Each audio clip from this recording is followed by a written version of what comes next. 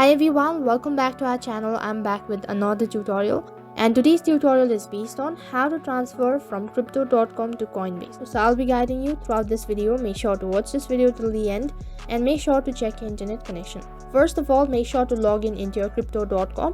So after you're logged into your account, this is what the interface is going to look like. In order to transfer crypto, all you have to do is tap on transfer in the top right corner of your screen. As soon as you tap on transfer, there's a drop down menu. So then from the drop down menu, tap on withdrawal. The next page, this is what the interface is going to look like. So once again, there's a drop down menu. So then you'll have to tap on external wallet, which is right at the bottom. After you tap on external wallet, next tap on the plus icon in the top right.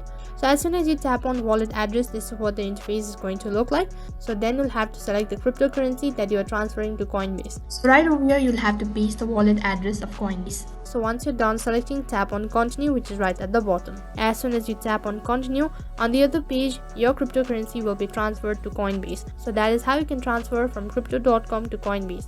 So that is all for this video. I hope the video was helpful. Make sure to like, share and subscribe to our channel. Thank you for watching.